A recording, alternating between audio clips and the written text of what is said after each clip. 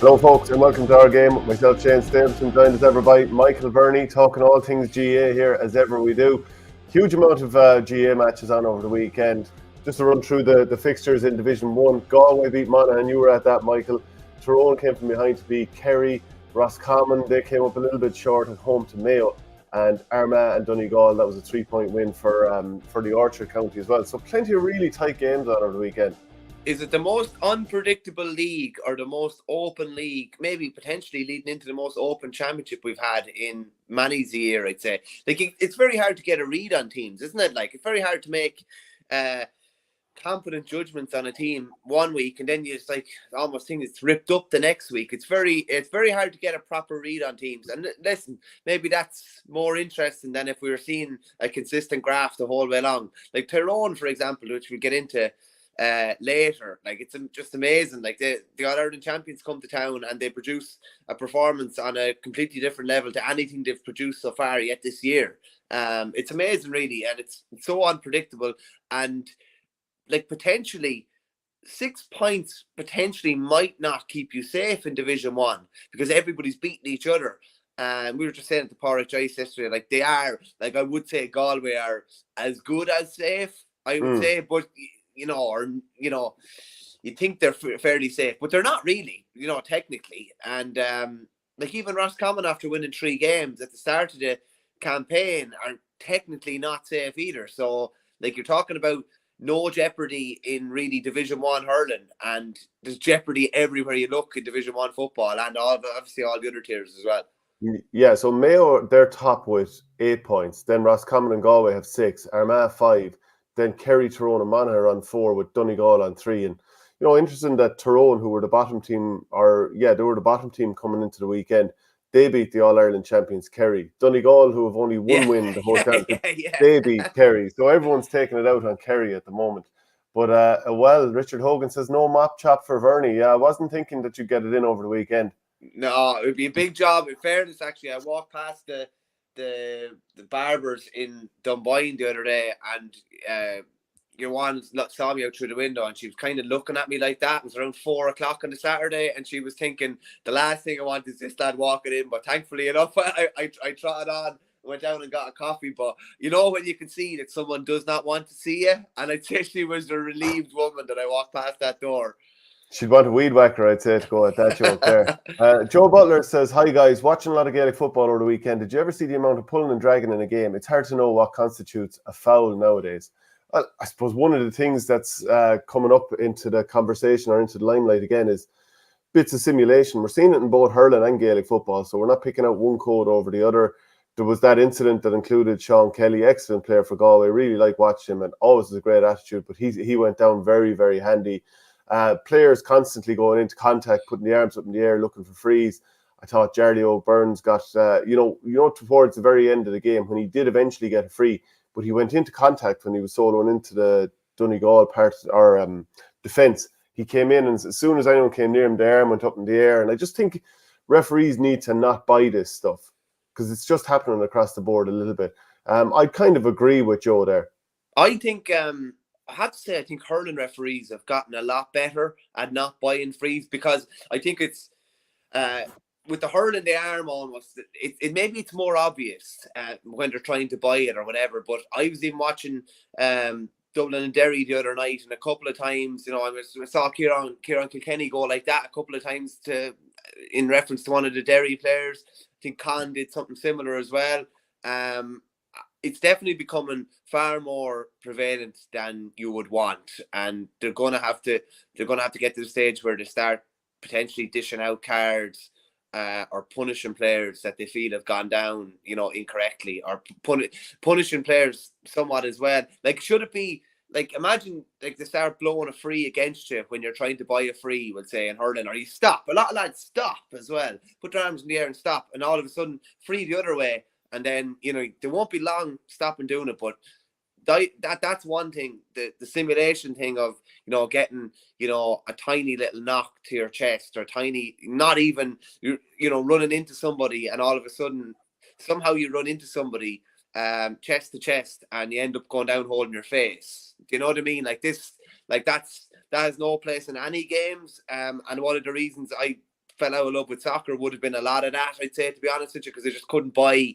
I couldn't watch that anymore. You basically remember, was it recently? I think it was Roy Keane and Micah Richards were praising Jack Grealish for winning a penalty when he clearly dived. They were actually both praising him, and I was just flabbergasted by it, that was the level of punditry that was going on as well. And like, there's cuteness, and there's just blatantly breaking the rules, or blatantly doing something that is not sportsmanlike at all. And I wouldn't be a big fan of it, and I think they need to stamp it out ASAP. I wonder, has there ever been a more petulant display in sport than what Bruno Fernandes showed yesterday for Man United? He just started sulking, looked like he wanted to come off, did the whole diving simulation, going down holding his face when he was barely touched. But I think Luke Shaw was also awful. But it's just every time someone says the word petulant, I just think back of Dunphy with Ronaldo, when it was Ronaldo against Messi in some Champions League game. It was a display of petulance. He just called him a brat and a cod and all that carry on. But anytime anyone says petulance, that's immediately the first word that comes to mind. I didn't see any of the soccer, I won't lie, but my WhatsApp groups were absolutely hopping with all different stuff. Like when it was 3-0, it was bad. When it was 4-0, it was bad. But when it ended up 7-0, it was boys absolutely going to town on United supporters. So I would be a very casual, like, Liverpool supporter, like, legacy-wise. But I don't have, and I went and kind of tagged along with a few boys for the Champions League final in 2018, but I wouldn't be following how they're going or anything like that. I wouldn't have any interest really. But it was just funny. I was in a WhatsApp group, and there's United boys going absolutely bonkers, and there's Liverpool boys going bonkers. But I was just thinking, like, United by all accounts are going really well this season, like really well, like completely turned the screw. Liverpool are going stinking off. There's no point in saying any difference before yesterday anyway. And it kind of got me thinking, where does this rank in, like, hammerings? Like, there's one thing, a team being hammered, but when you think, like, United are probably 50-50 going into that game, were they? It's probably 50-50 realistically who was going to win. I thought they'd win, yeah. Yeah, maybe even skewed in United's favour because of their recent form. Then got me thinking, what are the GAA hammerings like that in big games where you're thinking an All-Ireland final or semi-final where you're thinking, can't call this game, and somebody wins by 20 points? Well, Cork getting hammered by Limerick a couple of years ago, I don't think anyone saw a 16-point defeat coming that day, did they? I mean, I was even thinking Cork might win the game. Yeah, that was a hammer. You're a bit of an ape, to be fair. Yeah, there is that.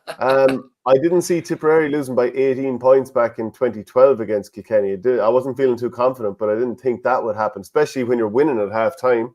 Yeah, you definitely wouldn't have. No, like, that was bizarre, really. That was the whole Lara Tommy game, and of course, the whole defeat is blamed on Lara Corbett as a result of that, even though they were winning at half-time. Tipperary paddling Kilkenny and every other All-Ireland recently, I suppose there's that. But 19, just on that, 2019, albeit Kilkenny going down a man, like, that was a fair hammering. Like, that was an almighty hammer in an All-Ireland final. And Kilkenny had started the game okay. They'd actually started okay. They'd started the better of the two teams, to be honest with you. I remember there was a few clever, I would say, tactical fouls that Tipperary made when Kilkenny had broken the line a couple of times. Yeah, in particular. And what did that end? Was that 3-25 to 20 points that day? Is that the same? Yeah, I think it is. Yeah, I think it was. I gave up counting. But that was a fair hammer.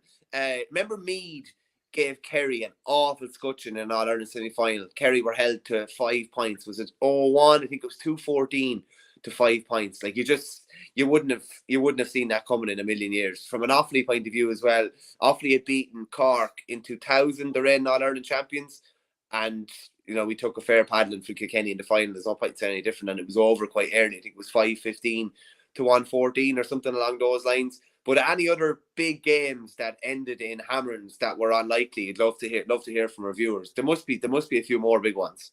Yeah, get your comments in. Porter says, what did Tip win by in 16? 9 points. 9. It was that the 229 to 220, I think, wasn't it? Something like that, yeah. Yeah. It was, again, I give up counting. So a few bits of news anyway. Tipperary ladies football star Aisling Maloney, she could be on her way to Australia. So apparently approached by several clubs, including Geelong and Brisbane. Kyle Hayes, he's been handed a one-match ban for the off-the-ball incident against Galway last weekend. They're currently on a training camp in Portugal. Outside of Limerick, have you heard of any other team being on training camps at the moment? There probably is one or two, or at least gone away for weekends to Carton House, Johnstown House, or whatever. Yeah, I think Tip were on one the weekend just gone, but I think it was like local. It could have been somewhere in Kerry or something like that, I think. I remember like when COVID hit as well, Tipperary were in the middle of a training camp, weren't they? They were somewhere abroad at the time, and I think Limerick had planned one, but Tipperary came back, and I think they all had to. Did they all have to isolate for like 14 days or something when they came back like or something? that, yeah, like it's bonkers, really. Like listen, Hayes' suspension. The only ramifications it has nothing really on the league. The only ramifications it has is that potentially if he were to get sent off at some stage in Munster in an All-Ireland semi-final, that he could end up missing a couple more championship games. There was talk that this could be a 2-game suspension, but it's only a 1 game. They're playing Westmeath this weekend. Like that, with due respect, they'll win that game without him and probably without a couple more. And it's funny.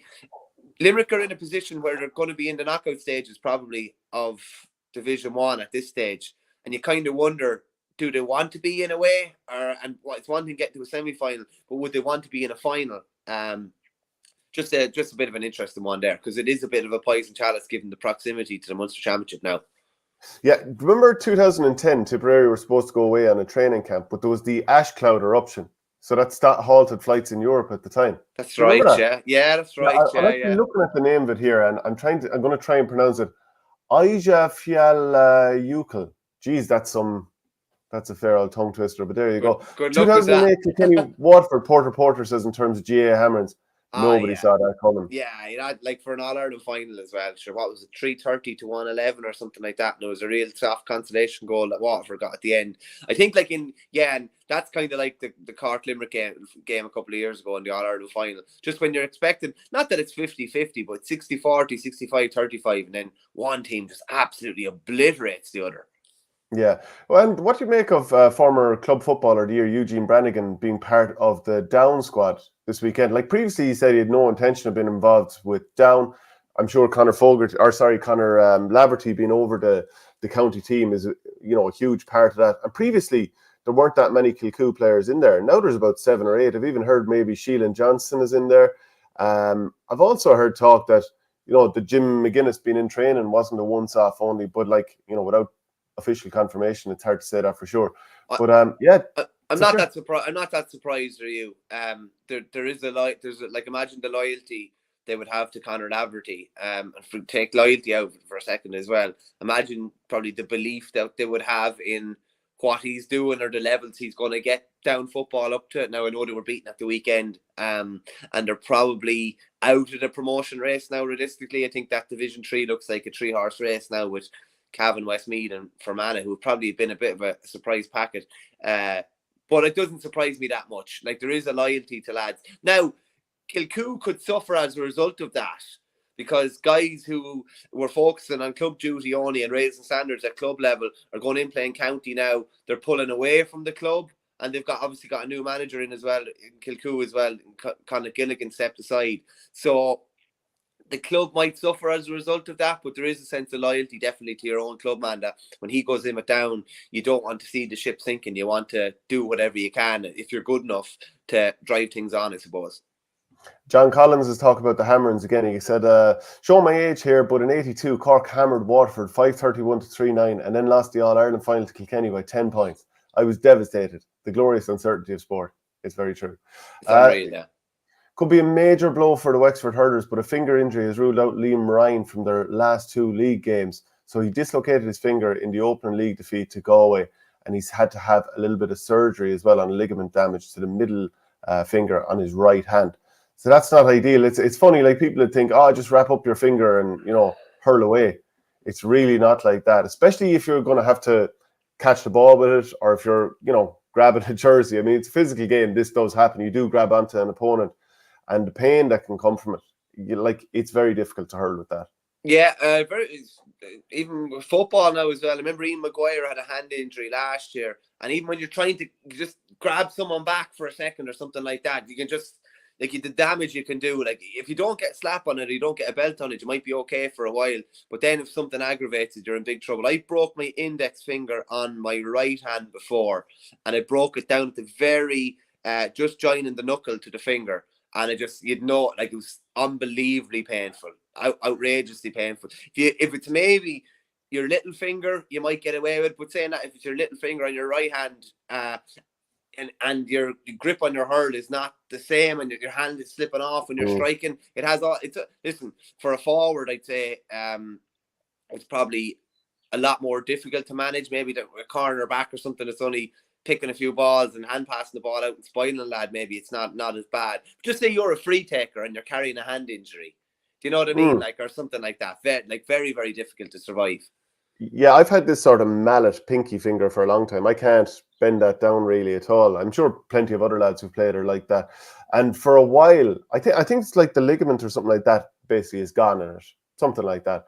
No one would understand, like, if you tried to explain this to somebody outside of Ireland or whatever, that, like, look, if you put 30 hurlers into a room and you say, this is an amateur sport, here's their hands from playing, and they're like, Did you ever see George O'Connor Wexford? His outrageous, hands? Yeah, outrageous. Like, it's mad. Like, but I don't know, there's something like, it's just like, would rite of passage be the right way of saying it? It's just like, if you play hurling, this is what's probably going to happen in your hands. Football did a lot of damage to mine.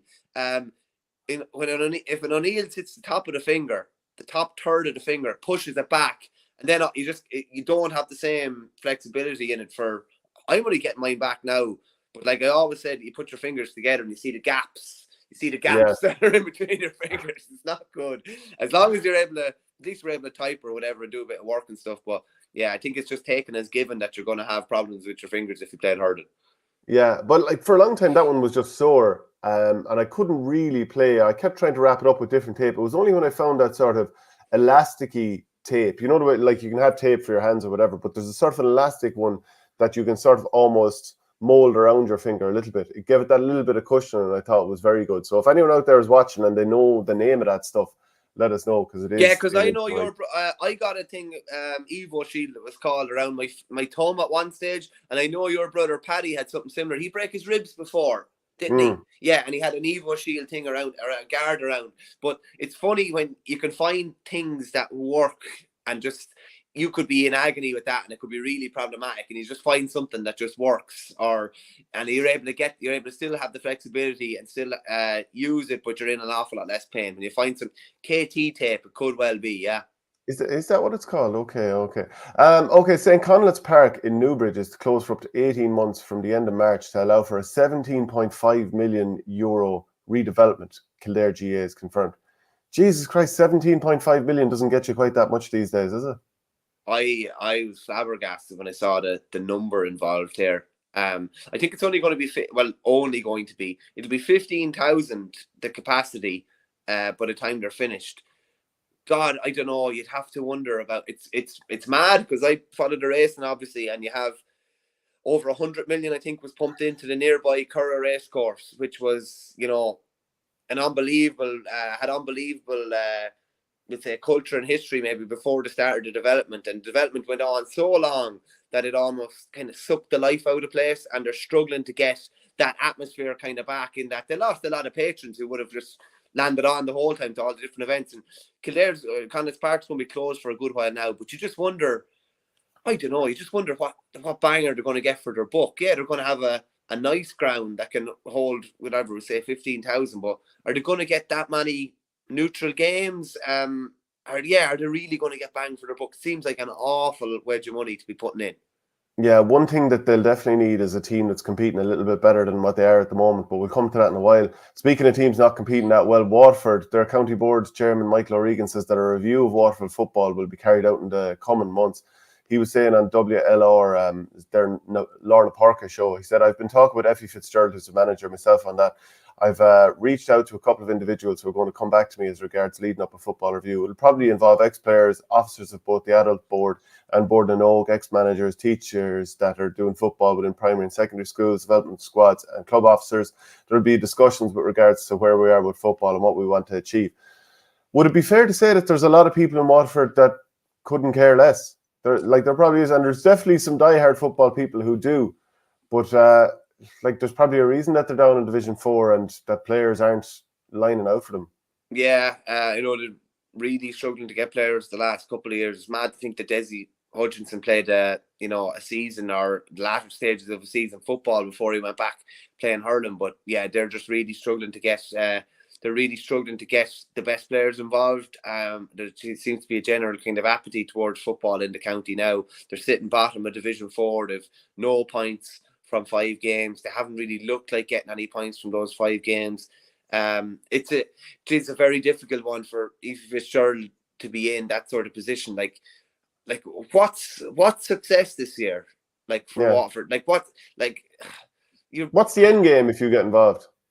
I don't know, Shane. I think you're Jesus, just survive. Is it just getting to the end of the year? And that's not being disrespectful, but at this stage, is it just getting to the end of the year, whenever that is?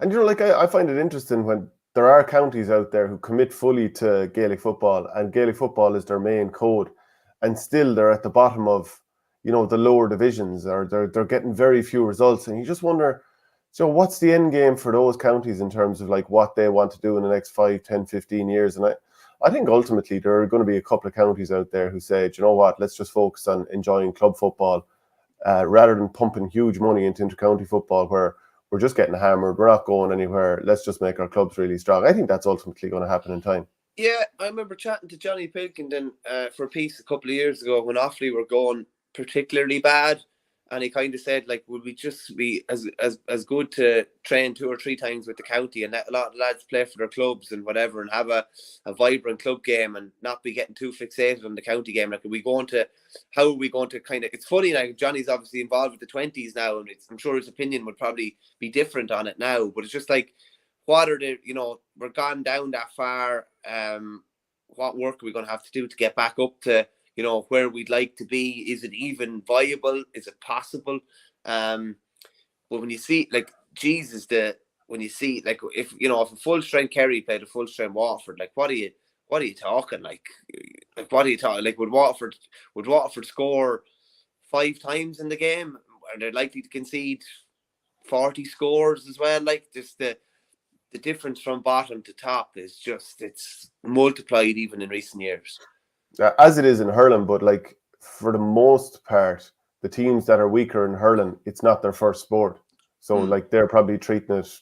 Red Lad says, each county should be striving to have the best football and hurling teams that they can have. Can't understand the snobbery. I'm just going to quickly go through a couple of the results in Camogie. So Cork 114, Tipperary 112, Kilkenny 17 points, Dublin 11, and Galway 114, Clare 13. So that's the top division results there. In the All-Ireland post-primary the Croke Cup semi-finals, St. Kieran's, they beat Cashel Community School 3-13 to 2-9. So that was comprehensive in the end. Aaron Nyland, brother of Evan, he scored 9 points for Presentation College, Athenry, as they beat Thurles 15-14. So that's 2 1-point defeats for Thurles in recent times, having lost the Harty Cup final as well. Both tip teams beaten in the semi-final as well. Moving on. It's amazing. I thought when Offaly Schools beat Kieran's, if it was to tip somebody to win the All-Ireland, I think it did at the time, it would be Kieran's. And I think Harry Shine was back the other day and looked really good again. He's had awful trouble with his hamstrings. He would have played very little since the game against Galway, where he went off in that Leinster semi-final, I'm going to say it was. He went off with a bad hamstring tear. Played very, very little since, but he was playing the other day and was massive for Kieran's. And I think Pres Athenry, I don't think they've won one. I think they were beaten in 3 finals, I'm going to say. And obviously Kieran's have more All-Irelands than most of us have had hot dinners, but that'll be an interesting final. Yeah, so you were at Pearse Stadium yesterday to see Galway beat Monaghan.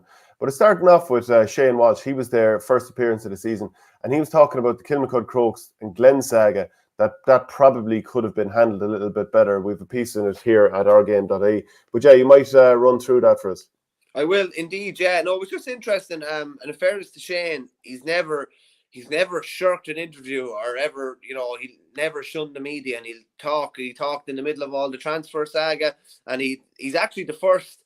Am I right in saying he's the first person involved with Kilmacud Crokes to talk about this, to break the silence? Nobody has spoken on the record. Am I right in saying? Not that I can think of. I actually bumped into Robbie Brennan on the street the other day, but he was on the phone, but he gave the wave.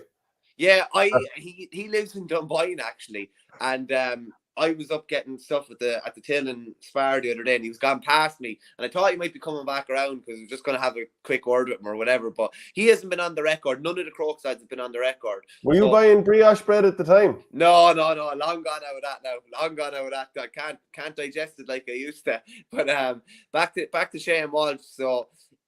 He was just talking about the whole club saga, and he said he thought things could have been handled a bit better. Now, he didn't go into too much more detail on that, but he just said he was over in Australia at the time. He says, you're keeping up to date with it from some of the lads and seeing what's happening, but things could have been handled better in that scene as well. I was probably in the right place at the right time in terms of being away from all the noise about it.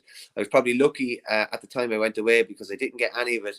Initially, you were getting a few phone calls saying something could be happening, but in fairness, I was saying whatever happens, and I'd be ready if something happened. So I just thought that was interesting because the sense that we were getting was that Kilmacud Crokes were never going to play a replay, that the replay was never going to happen. But I kind of pushed Walsh on it, and I just said, so like, you would have come back from Australia to potentially play a final. And he just said, oh yeah, it's an All-Ireland club final. Which basically saying, yeah, I definitely would have. Robbie Brennan, the manager, and the lads were chatting to me, and I was saying I'll be ready to come back if I need to. But it's great that there was a line drawn in the sand to it, and it's great to have that medal forever. We enjoyed every minute of the celebrations, and he said you can ask any of the lads and they'll tell you the same. So he just said, basically saying that their celebrations weren't tempered in any way by any of the controversy or anything like that. But interesting to hear that he would have flown back 17,000 kilometers from Sydney to play a final that we were kind of told by most people close to Crokes, off the record, obviously, that final was never going to be played. So maybe it was at some stage. Yeah, so Galway beat Monaghan 113 to 10 points. Is there, what was the sort of story of the game? Were Galway impressive? What did Shane Walsh do when he came on? Shane Walsh did very little when he came on now, being honest with you. He dropped one short, kicked one wide, but him coming on in the second half, they were down to 14 men at that stage. Peter Cook was sent off in the dying seconds of the first half. He got involved in an incident with Micheál Bannigan, and I think it looked like a deserved red card anyway. But Galway, Beggan kicked over the free after that, a free that resulted from that red card. Monaghan were up by a point, 8-7. Beggan came out and kicked another free in the 37th minute. They were 9-7 up. They were playing against, a stiff enough breeze. Walsh came on then, not saying that he had that big of an impact because he didn't, but it seemed to spur Galway to life even though they were down a man. Sean Kelly came forward and got a point. John Daly came forward and got a point. They managed to hold Monaghan to 2 points in the second half, both Rory Beggan frees. Monaghan had 11 shots, I think, from play and couldn't get the ball over the bar. And in fairness to Galway, they totally turned the screw in the final quarter. Rob Finnerty got a lovely point off his right, a lovely point off his left. They had a couple of goal chances. Johnny Heaney hand-passed the ball over the bar, similar to what Kieran Kilkenny did the other night for Dublin. Sean Kelly's shot hit the crossbar and went over. But then Paul Conroy kicked in a free at 12-10 when it looked like Galway were really turning the screw. It was going wide. It wasn't in around the goal mouth. It was just away from the goals. Rory Beggan came out to claim, missed it. Ball ended up in Cotton Sweeney's hands, passed off to Johnny Heaney, who stroked it into the net. I think there was one defender on the line. But from a Galway point of view, they lost Jack Glynn in the warm-up, the young footballer of the year. They lost Ian Burke in the warm-up, both to groin injuries. Shane Walsh didn't start. There was no Damien Comer, who will be back in a couple of weeks. They were down a man and down an important player in Peter Cook. And they were still able to kick on and really win the game really convincingly. 6 points. They won pulling up really in the end. And you could say, from a Galway point of view, hugely encouraging, particularly after the result against Donegal the week previous. From a Monaghan point of view, really deflating after back-to-back wins and had themselves in a really good position, you'd say nearly to save their Division 1 status, and now they're kind of limping into the game next weekend. So here's a question I have for you. You're talking about Galway there, having two lads who pulled out in the warm-up, and neither of them came on, I presume. No, neither of them came on. No, Jack McCarron pulled out a warm-up as well, and he didn't come on either. Okay, so teams are allowed 6 substitutes each in Gaelic football. We're seeing an awful lot of dummy teams being named and then 3 or 4 changes just beforehand. And people, including supporters, are a bit frustrated that, they buy a match program and then basically the team isn't lined out as it has been advertised. Are we at a stage now where we can just say, right, teams are allowed to make one free change before a match, and if that's someone pulling out in the warm-up, that's them. But otherwise, every other change you make to the starting lineup, you're charged to substitute. I think that would stop all the dummy teams being named, because you'd be like, okay, we might do one. We're getting one free of charge. But just in case we get a couple of injuries, we'll give a legit team otherwise. Yeah, I take your point. Now, that wasn't the case yesterday in the sense of, like, both did actually pull up with groin injuries, and there was a bit of consternation beforehand. They'd still have 5 substitutes. Yeah, but, like, I don't think that's the point on yesterday. Like, I'm just saying they actually only had 24 players yesterday. Yeah. So I actually thought what you were going to say is that they should have almost an alternate that you can bring in on the day to boost your ranks should someone pull up in the warm-up or something like that, and they'd have to be named maybe before throw-in or something like that. I don't like the raft of changes beforehand. And I give you an interesting one. Sean Jones was named at number 13 for Monaghan. He was not starting 20 minutes before throw-in, right? Then Jack McCarron got injured in the warm-up or tightened up. Then all of a sudden, Sean Jones was starting. Do you know what I mean? He was named at 13. That was a change. He wasn't starting. Then it was another change, and he was starting, which is just a bit of a kind of a bizarre one. But yeah, there is a bit of a nonsense with naming dummy teams or whatever. I don't think that was the case yesterday, but I see what you're saying, yeah, and there probably some sort of maybe a punishment like that. Listen, it's the same with a lot of things in the GAA. If there was a punishment that is going to hurt you enough, people won't do it. Yeah. Just a reminder, we're brought to you by OurGaretro.com. Use the promo code OurGame and you'll get 15% off. We're wearing a couple of the tasty jerseys here today. I'm wearing a nice Kildare one. It hasn't been a great run for them, but they still have a nice retro jersey. You've got the Galway one on. Where are Monaghan going, do you reckon? Well, about 40 minutes into the game, you're kind of thinking they were in a good spot, 2 points up. And I kind of just thinking, actually, I was sitting beside Jason Byrne, his son, and I just said, if Monaghan can kick another point or two here, they can actually manage the game. But all of a sudden, Galway started attacking from deep. Their 2 points to draw level were both kicked by defenders. One from Sean Kelly, who has to be one of the best. There are a lot of good attacking defenders now, but he's such a good player at attacking from deep, and he's just getting himself into goal scoring opportunities and creating goal scoring opportunities the whole time. John Daly kicked the other, and then all of a sudden, Monaghan just couldn't get the ball over the bar. And if you've ever been involved in a team or playing where it's almost like every wide is just like sucks like 5% energy out, it just deflates you. The oxygen in the team just disappears, I should say. Excuse my language. I thought I was in a dressing room there for a minute. And all of a sudden, like, they just couldn't get the ball over the bar, and it looked like it was just going to get worse and worse. And they kept shooting. And Conor McManus had 2 at the end. Both went wide. No matter what they did, they couldn't get the ball over the bar. And they're under pressure now coming in. They would have been disappointed even not to get away with a draw at different stages in that game yesterday. And you're thinking they're in a good spot.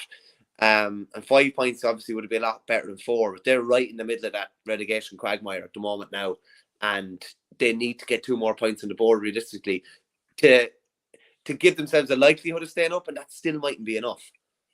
Shane Walsh, he was talking about needing a break after a long season, and he said, again, he had a very long season with Galway and then straight into it with club action, which culminated in the All-Ireland.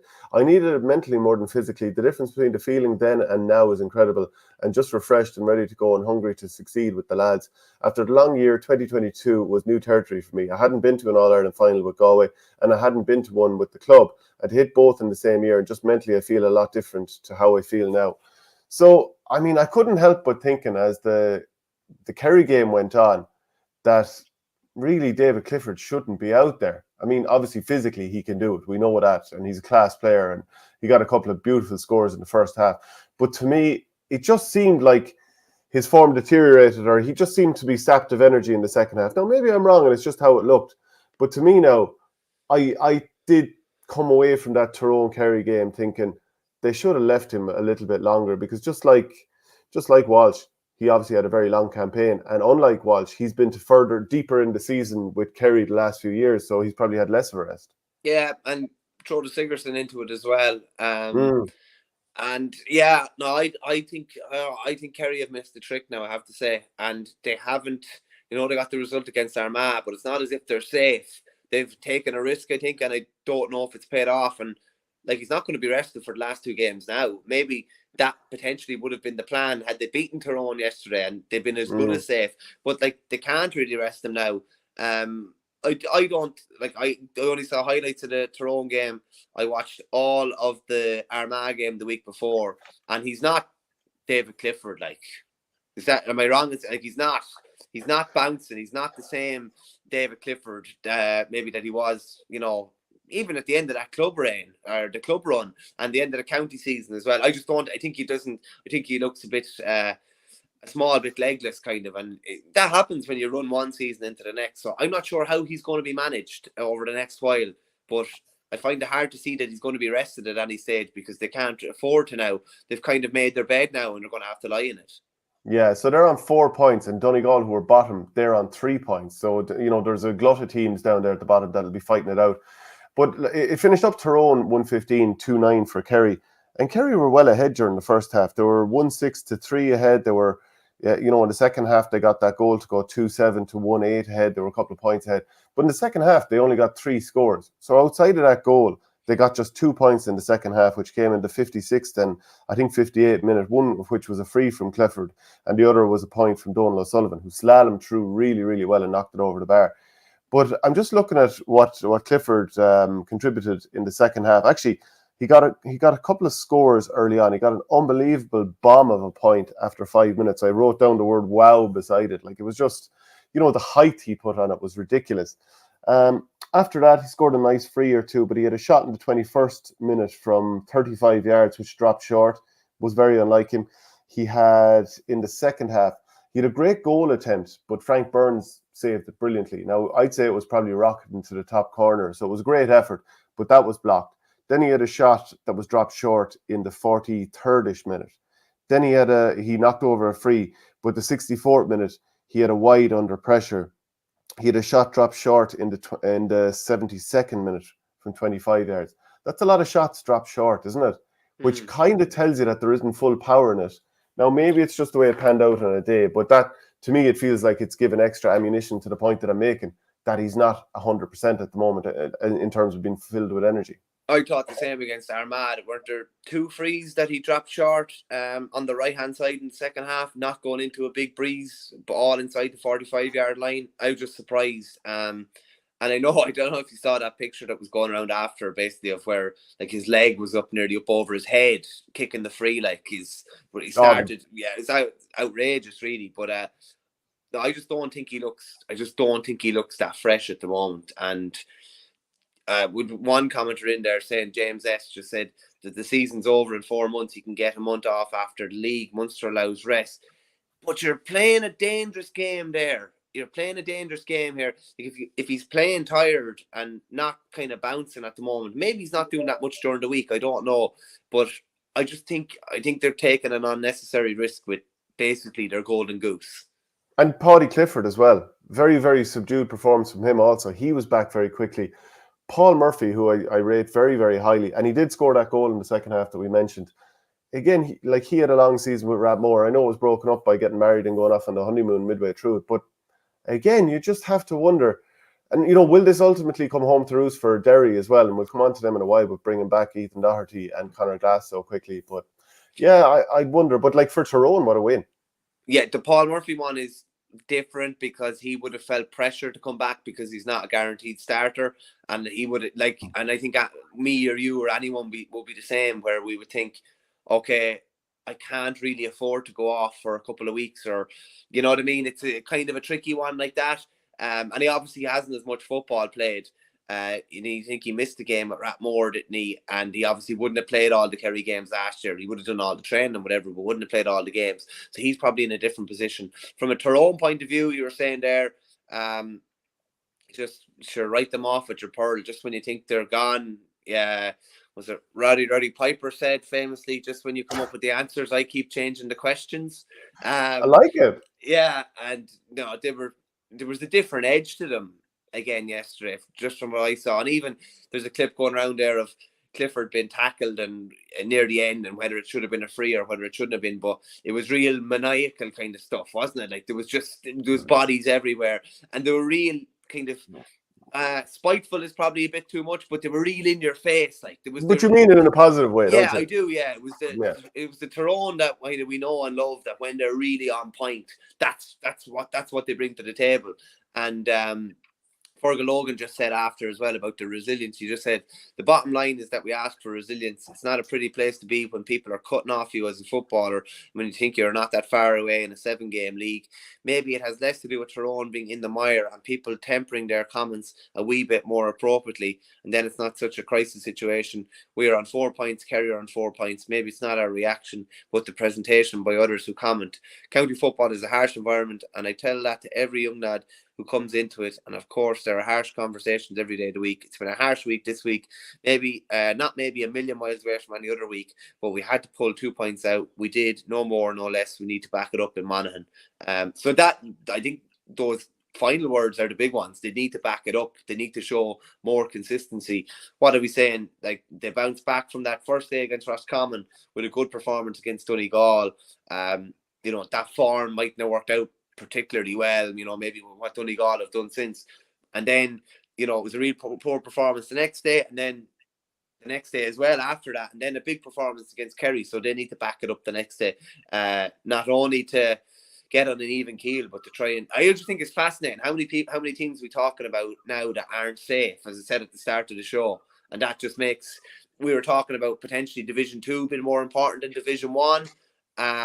And would teams go really, really hard at the league this year, given that how the proximity to Championship? But like, everyone's fighting for their lives outside of Mayo going into the last 2 games.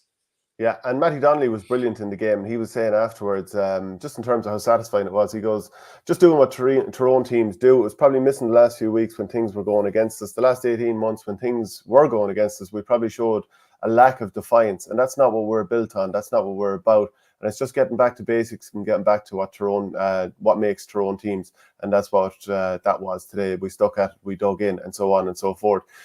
He was excellent throughout the game there. He scored 3 points.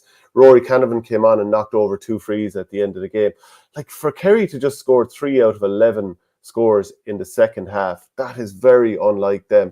And the amount of turnovers that I felt the Tyrone defence got, and which could include their forwards chasing back in the second half, that to me was Tyrone. That was them with their tails up. And there was a period in the first half at the very start of the second half, when Sean O'Shea got into a small little kerfuffle with one of the Tyrone players, and there was actually 3 Tyrone lads pushing him around the place, and no Kerry men came in, and there was a couple of them in the vicinity, and they didn't just come over and do a thing. And I just thought, that's not the sort of message that Jack O'Connor will want his players sending to each other. And Tyrone will look at that and think, hey, they're not going to back each other up here if we come in and push them around the place. Now, I'm not saying that'll happen the next day, but just yourself from being in the dressing room, being on a team, if you see that happening, the next time that you go out and play that opposition, you're damn sure not going to let that happen again. Am I right?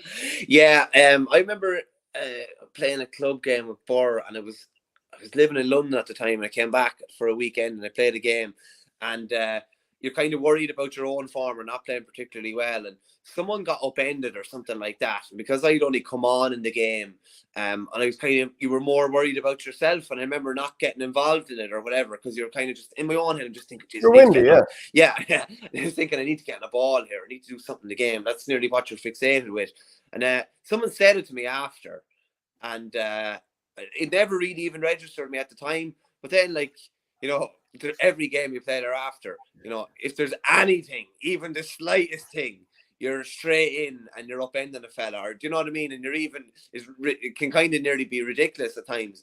But sometimes you need something like that to happen to get a good boot up the whatever. Backside? Do you know? Yeah, do you know what I mean? To maybe make you aware of it. And sometimes lads, I think, can be, and it's probably that case yesterday with Kerry, lads aren't particularly happy with how they're playing. I'd put it this way: if you're playing really well and something like that happens, you're in like a shot, aren't you? But when there's doubts in your head, or you're not playing particularly well, or you're struggling for form or whatever, maybe you're kind of less likely to, because you're just more worried about the individual rather than the collective or whatever. But I can guarantee you that won't happen again this year. I'd be amazed if it happened again this year.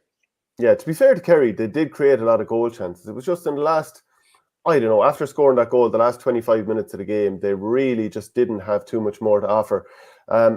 Like the first half, Shane Ryan, what a strange performance. He produces two brilliant saves, one from Con Kilpatrick, after a brilliant sideline was cut across from Darren McCurry, and Ryan just did brilliantly not to completely sell himself, and he got something on it.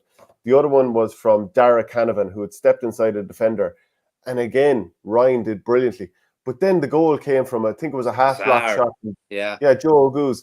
And then was it Brian Kennedy went in and tackled him? I don't know for sure if Brian Kennedy, if he just rumbled him and therefore it loosened the grip, or if he actually touched the ball. Is it an own goal? Is it a Brian Kennedy goal? I'm thinking it's more an own goal. I think. Yeah, I think it's an own goal. Yeah, I don't think there was much contact. It just almost seemed like his own two arms kind of collided off each other. The ball popped up, and Sean O'Shea was on the line, and it all happened so quickly that they couldn't do anything about it. It was it was this bizarre goal really, because the ball travelled a decent distance out of his arms as well. Travelled a couple of yards. It was that was a crazy one. Yeah. Adrian McGrath asks, every good player gets hard treatment. That's the game. No excuse for blatant dive. That has nothing to do with the defender. Are Kerry very ordinary plus Clifford? I presume you mean outside of Clifford, are they quite ordinary? I'd say there's a sprinkle of talent in that Kerry team, but like I wouldn't be looking at them to dominate over the next number of years. It's actually so wide open now. I'd find it very difficult to say who's going to win the next few All-Irelands.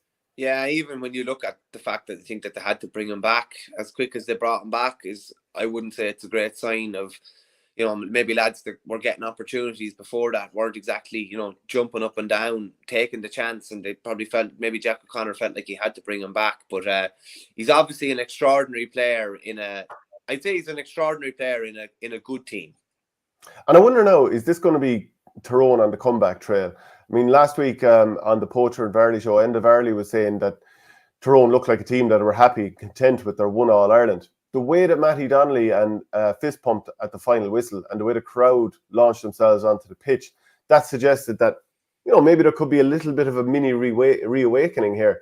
Now, I'm not entirely sold on it, but maybe that would suggest that, the criticism is getting to them and that there's going to be some sort of a fight out of them. It's funny because I was listening to somebody that was up there. By all accounts, the stand was not full. Like there was, there wasn't as many people at the game as they thought there would have been, even with the All-Ireland champions coming to town. And like outside of any of the Ulster counties, Tyrone's biggest rivalry is Kerry, isn't it really? Outside of, any of the teams that they're playing on a regular basis in the provincial championship. So you would have expected probably a bigger home support there, but anybody that was there was out on the pitch after, and it maybe, you'd hope from their point of view that it looks like a bit of a turning point maybe for the rest of the year. But based on what we've seen so far and last year, I'm going to have to kind of see it until I believe it, I think. Yeah. Okay, so let's move on to the next game, which was Armagh's victory over Donegal, 13 points to 10. Very exciting game, actually. It was on TV. It's certainly an exciting ending to the game. I have to say, I wasn't completely compelled by the game before that. But Rian O'Neill, he scored 5, 4 of those were frees. He had a great catch towards the end. Andrew Murnan had 3. Jarly O'Burns, who really stepped up towards the end, he got 2. Aidan Forker with a beautiful score at one stage. At the other side, Sean Patton, Oisin Gallen, Hugh McFadden, they all scored a couple of points each. Donegal, they do look like a team that probably just lacking that little bit of a cutting edge at the top end of the field. No surprise when you're down 2 of your most important players of the last 10 or 12 years. But Armagh, again, another victory on the board. That puts them on 5 points from 5 games. So they're a point from second and third position. But still, it's funny, as you were saying earlier on, the relegation trapdoor isn't too far away either. But a good victory nonetheless. Yeah, very good victory. When you look at Armagh from like 8 up, they're outrageously strong. And throw Ethan Rafferty into that as well. And playing as a roving goalkeeper and what he offers going forward. Don't think any goalkeeper has ever had, the sidestep that he has and the ability to beat players like he has. Yeah, he's class. Yeah, he's brilliant, and he's brilliant to look at. Because he just offers so much to them going forward. He's he just has that kind of bit of dynamism to him. It's probably further back where the real question marks would be with Armagh. Now, there's probably been a bit of a shift in style. Like, if you go back to the 17 points apiece game with Mayo earlier on this year, Armagh probably played differently in the games that have followed. It was a 13-12 against Kerry, trying to have what they hold almost throughout the game. It was 13-10 here. I don't know if they've shifted the way that they're playing recently, but they're definitely, I think they realise maybe that they're not as solid at the back as some other teams, or as they'd like to be, and they've played differently, I think, recently as a result of that. Yeah, what was I going to say about them? I suppose Kieran Donaghy was talking about it afterwards in terms of Ethan Rafferty, and he said he's sailing close to the wind. He offers a big dimension to us. I think he's working very well on the axle with the lads at the back. He doesn't leave us he doesn't leave us too exposed. He's quite quick. If he does make a mistake, he does run back. But look, it's part of the game that we're still evolving ourselves. Maybe he might calm it down a bit coming into the summer, or he might ramp it up. It's dependent on the game, where we're at, what's left, what do we need in a game. Do we need him out the field? Do we need him in goals? He was certainly big around the square tonight. I think Rian O'Neill might have taken one off him in the last play of the game, but they're two good fellas to be going up there with the game on the line. So, midfielders, as he has been, and a forward, they have to be generally good in the air, even winning the throw-up. Traditionally, kick-outs go out on the midfielders. But, the other thing is, I saw Shane Curran, obviously former goalkeeper with Roscommon.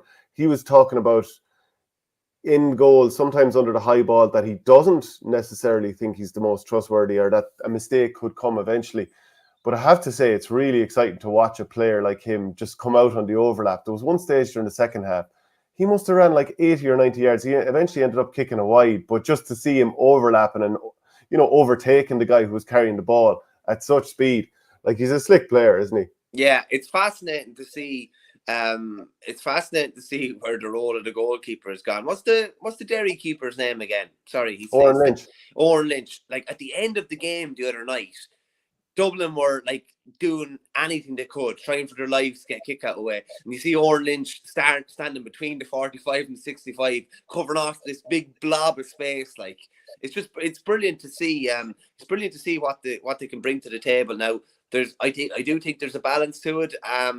I think it's funny what Donaghy is saying there. Kind of suggests to me that he's given a bit of free rein. I think, really to kind of play a game as he sees it. If he thinks he needs to stay back, stay back. If he thinks he can go forward and make whatever break, then go for it. But it's definitely offering them something completely different now, and they have no shortage of options going forward, none whatsoever.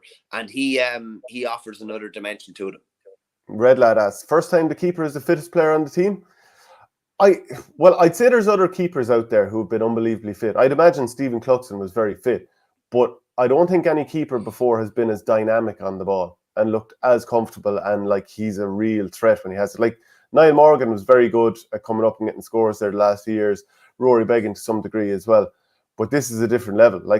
It doesn't look like he's swinging a boot at it. Now, the other boys, not really either. They are quite cultured players, and I think that Niall Morgan plays midfield for the club.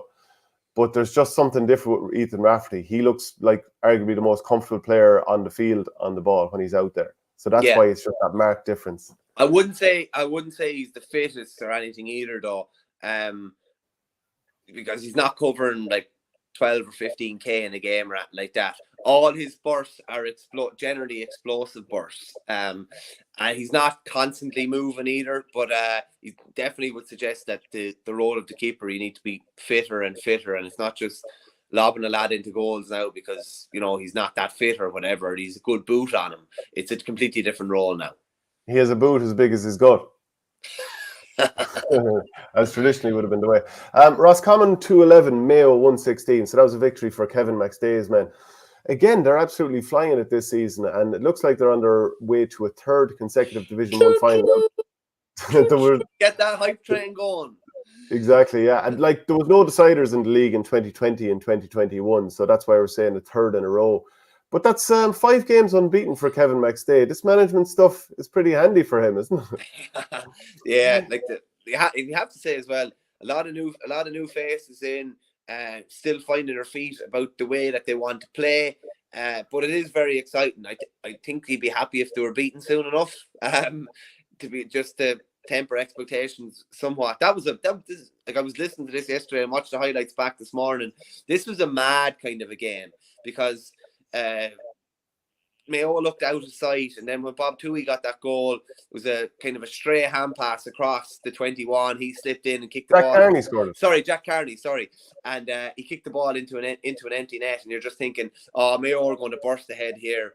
And then Enda Smith gets a goal, and then Connor Cox gets a goal. Left, I think, 1 or 2 in it, but Mayo were just kind of able to handle the last couple of minutes and see it out. But a mad kind of game, and they're obviously going to meet again. Probably going to meet again come championship as well, you know. But yeah, from Kevin McStay's point of view, I'd say he's learned a lot, and he's managed to, you know, remain unbeaten the whole way through Division 1 so far, which is a fair achievement. With everybody else beating each other the whole way through, they've managed to stay unbeaten so far. I thought Cillian O'Connor was quite good. He scored 7 points, 6 of them were frees, and he had a banana shot point as well, which was very good. But he was showing well for the ball, and I kind of wondered this year, where would he fit in, because James Carr has that dynamism. He scored 3 points. Ryan O'Donoghue's in there. Tommy Conroy is back. Tommy Goals. He got himself a point early in the game, and maybe he wasn't that influential thereafter, but just the fact that he's back and you know he's going to be a huge part of the team. Sam Callan is a player that I think is really, really good. What's the new fullback as well with the red hair? He's very good. I just can't think of his name. Is it McBrien? Is it Owen McBrien? Yeah, something like that. I just can't remember off the top of my head. Just on O'Connor's banana point, whereabouts was he when he kicked it? Because Paul Conroy kicked a mad outside of the right point yesterday. His one was mental, yeah, wasn't it? Jeez, it was a great score. It's just like it was totally from the wrong side, and he kicked it kind of strange. It was just a really strange one. I think it was to level it at 4 apiece, but it was like to the left of the D with his right foot to the right. It looked, if most players tried it, you'd be like, this is ending up out the corner flag. Like, it was a bizarre one, really. Great score. Yeah, so O'Connor's was on the right flank, so he was cutting across it with his right boot, and it, you know, kind of the angle comes back, it fades back towards the Paddy Hampsey special.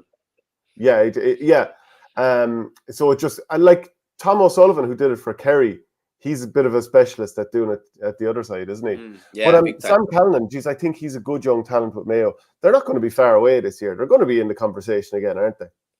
Yeah, they are. And given that Oisin Mullen left before the start of the season and Lee Keegan retired, their durability and bounce back ability knows no ends, really, doesn't it? They're always going to be in the equation, realistically. It's David McBrien. I just looked it up there just to double check, and Joe Butler had corrected me there as well. Really open championship this year, says Talaman GAA. So that's Mayo. They're flying it. They're top of the league at the moment. They've got 8 points on the board already, so they'll probably be at Croke Park for that league decider. We're going to do a hurling midterm report. Not really sure how we're even going to do this. What way had you imagined it? I don't know if the grades are still the same in school. I'm fairly sure they're not, but it would be A+, A minus, and whatever the whole way down. So that's A+ is the best. A is solid in the middle. A minus What's is the criteria towards a B. I suppose, like, what have we learned much so far? What sort of position do we think they're going to be in come championship? That would be kind of the criteria so far. I'd say a lot of it would be, what have we learned about them? Do we know much more than we did before the start of the season? Have they carried 2022 form into 2023? Have they gotten rid of maybe a hangover that was there in 2022? I'm thinking of Clare, various things like that. How is Derek Ling bedded in? Okay. That type of thing. Okay, so go ahead, start off. What's the first county you want to talk about? We might as well start at the top of Division 1, Group A. So Cork are unbeaten so far. They're 6 points so far. I'm not sure, have we learned that much about them? I'm not sure. So I don't know if I'd have them in the A category. Do we know any more about Cork than we knew last year? They've obviously won the Munster your League. Decky Daltons is playing out more in the half-forward line, and I think that's worked well so far, so that's been a positive. What's that wing forward? He's fast. I'll have to look it up there, but Go ahead and give me your thoughts. Is it Toomey that was playing with Joel that you're thinking of? No. But he looks a serious unit. No, this lad's smaller and faster. Well, he's not too. Is it Roach? Maybe Brian Roach. Yeah, Brian Roach. Yeah. Yeah, like he's impressed me as well. Owen Downey's obviously come in at number 3. It looks like they're set with Owen Downey at 3, Kieran Joyce at 6. Hoggy, I suppose, is showing maybe more form than he did maybe more. Well, what am I basing that on? Really, actually, I'm only basing that on the Limerick game, maybe. So maybe you can't really say that as confidently. I'd probably give Cork something like a B plus. The big questions haven't really been asked yet. Probably they didn't blow Westmeath away, maybe like other teams have. But seeing a couple of new things, seeing Brian Hayes, and potential for him to be a big player come summer. Declan Dalton looks a bit different. Looks a bit different this year and is playing a different type of a role. And I suppose whether the 3 and 6 is going to cut it come summer and long term, that still remains to be seen. Particularly maybe in Downey's respect, because he's only kind of a new player on the block. So I'd probably a B plus for me. Have they still got that soft centre as Talon GAA? Now, no one goes in harder on Cork than you. Well, we don't really, like, when are we going to find that out, really? It hasn't probably reared its head yet. Well, come on, predict it. You were well able to predict back in 2020 that Cork would not win a Winter All-Ireland. Sure, wasn't I right? Yeah, so come on, are Cork going to have that? Are they going to be too windy again, according to you? Oh, Jesus, you're putting, trying to put words into someone's mouth. But I don't think the question is whether Cork are too windy or not. I think the question is what grade have they got so far in the season well, look, so far. I don't know if we can grade him on this, but Robbie O'Flynn's after picking up an injury. Hopefully that dislocated ankle won't be too long. Alan Connolly struggling with injury, Mark Coleman is, and there's one other, Jared Fitzgibbon. So we obviously can't judge Pat Ryan on that. So what they've done so far, I think you can't but give them a B plus. Tommy O'Connell's coming in, getting more game time. Kieran Joyce, he's settling into it that bit more. Like we've already said, Brian Roach, the likes of Declan Dalton. So yeah, B plus. Adrian McGrath's taking the right pop off me there, but I'm not sure why exactly. What's it to do with Tip? Like, how many times are you going to agree to Saint wallowing in Tip's few wins this year? But we haven't talked about Tip yet. I'm not sure what he's on about. Yeah, but I'd give Cork a B plus at this moment in time. But the questions that some of the lads have asked there are still yet to be answered. And I suppose a couple of things. They looked in trouble against Galway and kind of turned things around fairly well. Looked in trouble against Limerick and turned things around well too. So I think B plus is fair. Limerick. Yeah. Pure Hatchet says, Limerick surely A plus, cruising with a relatively new team. Scary prospect. Well, like, is having a deep panel and kind of using that, is that the same as performing really, really well? I mean, I don't know. How did you think they went against Galway? Like, they dominated a lot of the game and Galway came back into it, I suppose, late on. But were you that blown away by them? I wouldn't have been blown away. Cian Lynch looks like he's getting back to himself, which would bring them up, like, whatever grade you thought they were last year, you'd imagine it would bring them up a couple, partially bring them up a couple of grades anyway. Peter Casey looks like he's kind of back on track as well. Declan Hannon's obviously carrying a bit of a knock. He'll be back pretty soon. Mike Casey hasn't played any league action yet and might struggle to play a league or might get the tail end of the league. Obviously, there hasn't been any sign of Aaron Gillan yet. Like, if they're going into a championship potentially without Aaron Gillan, that definitely would take away from them a bit. He's their most focal attacker, you'd say, and a lot of their game plan is built around him. Then on the flip side of that, Shane O'Brien has come in and been good. Dunico Dollig has come in and been good. Obviously, Micheál Houlihan as well. You'd wonder, those guys are going to see championship action, but they're not, like, I don't know if they're going to start championship games. So I'd probably have Limerick probably give Limerick an A. I wouldn't give them an A plus. They did obviously lose a league game and lost the lead to Cork in that first league game. So I'd probably give them an A, but there's still A minus, but there's probably still questions that are going to have to be answered over the next while. Are they relying heavily though? Like, fair enough, they're bringing in new young players and some of them are doing quite well, but are they still fairly reliant on some of the older heads? Like, Declan Hannon, Dan Morrissey, Tom Morrissey. Not that they're old players per se, but lads who have a lot of miles on the clock who have been there and done that. Like, it's okay. Adam English comes in, he does some classy things, and you can see some of the other young lads. Kieran Barry did fine the last day as well. But like, if they were like, it's not like the new lads have come in and taken over the team and made it their team. It's still the older lads' team at this stage. So it's not like they've a relatively new team realistically. Is that a negative? But I understand. No, it's not negative. But yeah, it's just that whole point earlier on about, like, with a fairly new team. Like, when it comes championship, it's going to be the 15 that we're used to. Well, I think I saw a graphic there recently from the 2018 final to last year's final.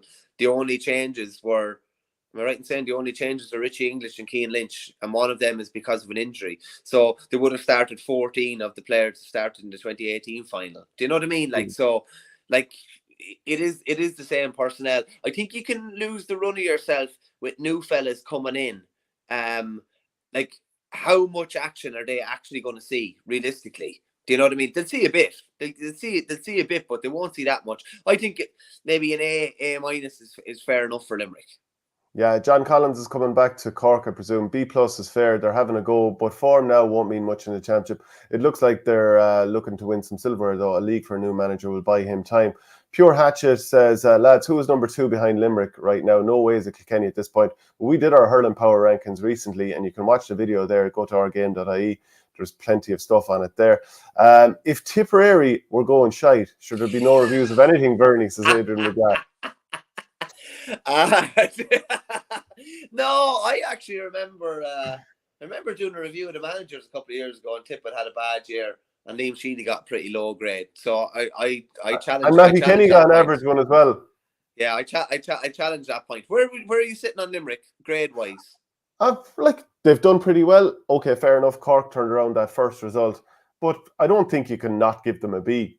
Like, they were very impressive for long spells against Cork. Then they probably emptied the bench and took out some of the experienced players, and they've been very good in the other 2 games. B+. Yeah, I'd go A minus. I'd go A minus. So A minus B+ is only 5% between them. 5 points in the CEO could be the difference between getting a course and not getting one. Now you have it, yeah. But sure, look, you probably would have got a scholarship anyway if you were hurling. Have you ever seen me play hurling? I've seen you tag a jersey. There was no scholarship going my way, I can tell you that. Funny one actually. Back in the day, there was a bit of a Beano at the time. I was in college, and the GPA grants came in for the first time, and there was also a grant going. There was something going for college students that were playing inter-county or something at the time or whatever, but it was a grand anyway, and I literally remember booking Vegas with one of the boys, like, literally that night. I tell you, that was well invested. You're an absolute disgrace. Right, I was having an off season. I was investing in R&R. Yeah, sure you are. Clare then, so far, their results are, they beat Westmeath 427 to 14 points. They lost to Limerick, were fairly well paddled down the Gaelic grounds and got some scores toward the end to take the bad look off it. That was 127 to 218.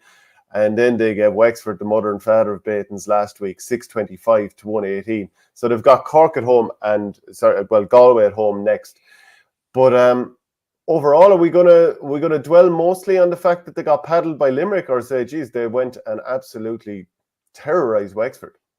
Yeah, I suppose you have to take into account that there was no Tony Kelly, there was no John Conlon, there was no Ryan Taylor, there's been no Shane O'Donnell yet, and I don't think he'll play any league. He's fit and all by all accounts, but I don't think he's going to play any league. And obviously that coincided with the Limerick result. When they were all back, they looked a completely different prospect, albeit against a Wexford side who are probably struggling at the moment. What are we talking? Low B, high C for Clare? Yeah, I think, I'd say a B minus. Yeah, I'll go with that. John Condon has shown he's back fit and ready to go. Tony Kelly has shown that as well. Ryan Taylor has shown that. I suppose last year as well, Clare wanted to make a statement towards the tail end of the league last year, and they did that against Clare. They were against Limerick, and they were struggling up until that point. I think of all the managers, Lohan doesn't place too much stock on the league and just wants to kind of build the depth of his squad or whatever. The likes of Adam Hogan has come in, Eamon Foodie's been good in goal as well. I'd give him probably a B-. Well, Aidan McCarthy coming back and being the top scorer in the league so far. Mark Rogers looks like he's ready to kick on to another level. O'Donnell or Shane O'Brien will start for Limerick this summer, says Talaman GAA. Not sure about that. I think Shane O'Brien looks excellent. Donegal O'Donnell's just in. He's made a decent impression as well, but still can't see them pushing their way in. O'Donnell hasn't started a match for Limerick yet. No. He's come on in the last 15 or 20 minutes of every game. Shane O'Brien is the more likely of the two if Aaron Gillane isn't involved. Yeah, and like Cathal O'Neill has to come into the conversation at some stage too, but that might mean somebody's position has changed. So I suppose Shane O'Brien is the more likely of that. Cathal picking the bigger men won't be pushed around this year, says Porter. Okay, next team that we're going to talk about then is, who was the next team? Galway. Right, so 1 win from 3 games. Can't say we've been blown away, have we? No, I definitely haven't been. They beat Wexford the first day out 23-15. Then they conceded 4-24 to Cork. And then the last day out, decent performance, but they lost 24-19 to Limerick, and they were second best. Yeah, the Wexford result probably has to be kind of tempered by the fact that their form has been really poor as well. Tempered is my word of the day today. Like Joey and Friends, it's the word of the day, toilet paper. Stop being so pedantic. I definitely haven't been blown away by Galway. I think you're looking at somewhere in the C category here, and it's probably down the lower end of the C category as well, I would say. The Thomas's players are coming back involved now. Conor Cooley was probably good enough the last day. No sign of Fintan Burke yet. David Burke was on the bench the last day. Like, have a load of new players put their hands up to you and said, yeah, pick me come summer? If the idea of the league is to get a load of new players or to try and get a few players or bring on a few players that you thought were quite promising, yeah, it's very hard to make a case for Galway beyond the C- at the moment. Who's going to be centre back? Gerard McInerney probably, even though he's been used as fullback so far. Yeah, Joseph Cooney might come in the mix, but he obviously is going to need to play a lot more games. Yeah, I don't know. Yeah, I'd probably have Galway as a C- now. I haven't been that impressed with them so far. No, I have to say. And I thought they were one of the teams. And admit they probably will at this stage, but they probably will kick on and maybe have a good summer. But just kind of based on what we've seen so far, it's all grand saying they'll come good, whatever. But I'd say probably C- is fair. Wexford then, probably a D. Yeah, it's probably somewhere in the D category. Like, they conceded 4-17 in a half to Clare. Like, that is bad. It was tight enough against Westmeath, albeit they won by, I think, 8 in the wind-up. Lee Chin has played very little. Liam Ryan hasn't played since the Galway game. No sign of Matt O'Hanlon yet. Conceding 6-25 is, like, it, irrespective of what team you put out, 6-25, and nobody's writing them off or whatever. Like, they got paddled last year in the league semi-final, and then they went down to Nolan Park and they won in the championship, which was huge. They can come back for it, but like, it'd have to be a D so far. Yeah, it's not a D plus either. We don't give them out too handy at all. No, it's probably a D or a D- realistically, isn't it? Yeah. I'd say okay. I'd say we'll stick with a flat D. Yeah, flat D maybe. You're pushing for D-. No, flat D maybe to take into account the players that they're missing, maybe. And in fairness, at least Charlie McGuckin has kind of been a rare bright spot for them. Oh, he's looking excellent, yeah. And Shane Reck is fit, which he struggled to be last year, and he's been decent in a defence that's been poor. D is okay with me. Yeah, Adrian McGrath says the most important performance in the Gaelic grounds could turn out to be Aidan McCarthy before the season is out. Yeah, he was brilliant that day down there. The next team then is Westmeath. 3 defeats from 3, minus 42 scoring difference. So that's an average of a 14-point loss per game. I'll be honest, I haven't seen them in the flesh this year, not since the Walsh Cup. Same. Very hard to make a huge judgment on this, but I mean, it's a really tall order for them to be in this division, considering you would expect them to be behind the 8 ball really here with the level of competition in that particular league. But yeah, I'm just trying to think, what do we really know? Sure, being that the likes of Killian Doyle is obviously excellent. Niall Mitchell, beaten by 6 by Cork in Páirc Uí Chaoimh the last day. You know, and I think went down 9 early stages of the second half, and they're thinking Cork were going to run away with this, and they didn't, and they were very competitive against Wexford in Cusack Park the day before that. They took a fair beat in the first day to Clare. I think it was 4-24 or 4-27 they could have shipped. But the last 2 games have been somewhat promising. And I've been smart. Those 2 games and particularly the Cork game, is probably more competitive than I would have predicted. So it's all about like what were their expectations coming in. I'd probably have I'd probably C-/D+, I'd say, yeah, because like that -42, I'm just thinking 13, 25 of that is Clare. Do you know what I mean? Yeah. It's beaten 17 points by Cork and Wexford. 6 points by Cork in the last game. I'd probably give him C+/ C-/D+, in around there. Yeah, okay, let's go with C- there. That's not too bad, all told. Tipperary, then we've come to the to the main course. Tipperary, will I get my A ready? There definitely won't be an A here anyway, I can tell you that. What have they beaten? Kilkenny, your lads. Yeah, but you don't rate Kilkenny. Let's call a spade a spade. Up by 12 points at half time. No big deal. But that's not the question I asked you. But, bet Dublin in Croke Park. I love the way, like, when you go back to talk about your own, it's not like using proper like English language. It's just bet Kilkenny, bet Dublin. Give Laois lots of it. Yeah, I wouldn't read very little into the first game against Laois. I'd read a bit into the Kilkenny game, obviously, and they should be beating Dublin with the players Dublin are missing. So I'd be in B territory for Tipperary. Okay, so we have all the players who are out injured. You have your Ger Browns, you have your Barry Heffernans, your Craig Morgans, your Cottle Barretts, your Niall O'Mara's. Yeah, who else can we pluralise here? Grodogo Grakon says tip fail. There you go. So far, to get the very consistent run of results, yes, it's not the harder sided league, of course. Watford up next, that'll tell a little tale or two. But considering the players and how revitalised the team has looked this year in the league compared to last year, you'd have to say the management team have really grabbed these players and turned it around, and there's a new style of play. So it has to be a B anyway. A good solid B, I'd say. If they were doing what they'd done in Group 1A, it'd probably be a B+.